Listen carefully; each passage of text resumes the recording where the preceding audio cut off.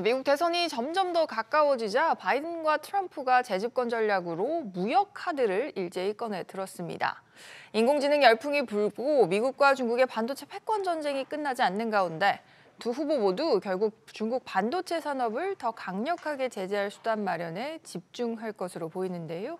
자세한 내용 오늘 뉴스픽 이한나 기자와 살펴보겠습니다. 이 기자, 바이든 행정부가 이제 그동안 미뤄왔던 반도체 보조금을 곧 지급을 한다고 하는데 누가 수혜 대상이 될까요? 네, 우선 몇 주 안에 지급하기 시작할 걸로 보이는데요. 월스트리트저널은 오는 3월 7일로 예정된 조 바이든 대통령의 국정연설 이전에 반도체법에 따른 대규모 보조금 지원에 대한 발표가 나올 것이라고 전했습니다. 이번 반도체 지원법 보조금의 가장 유력한 수혜 기업으로는 인텔과 TSMC가 꼽히는데요. 네. 두 기업은 미국에 각각 400억 달러가 넘는 비용을 투자해 반도체 공장 등을 건설 중입니다. 텍사스에 173억 달러 규모의 반도체 생산 라인을 건설 중인 삼성전자도 유력한 지급 대상입니다. 이번 지원은 스마트폰, 인공지능 등을 작동시키는 첨단 반도체 제조를 부양하기 위한 목적입니다.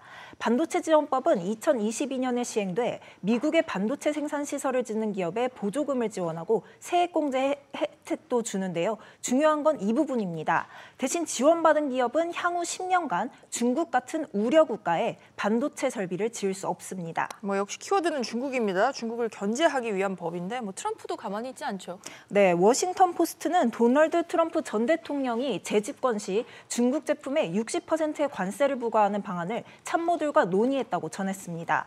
미국이 중국 상품에 부과하는 관세율은 현재 평균 12%입니다. 이렇게 되면 사실 중국만이 아닌 전 세계 반도체 산업도 타격을 입습니다.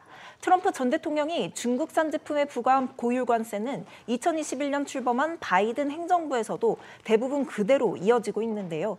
바이든은 이에 더해 반도체 장비 등의 새로운 규제까지 부과해 반도체 역시 고율 관세를 피할 수 없는 상황입니다. 여기에 트럼프가 당선되면 반도체 지원법에 따른 외국 기업 지원도 축소되거나 사라질 것이라는 전망도 나오고 있고요. 특히 트럼프가 최근 타이완에 반도체를 빼앗겼다고 한 발언은 동맹보다 자국 산업 보호가 먼저라는 인식을 또 보여줍니다. 결과적으로는 바이든이냐 트럼프냐 누가 이제 미국 대통령 재선에 성공하든지 간에 관계없이 반도체 패권 전쟁은 더 심화되겠네요.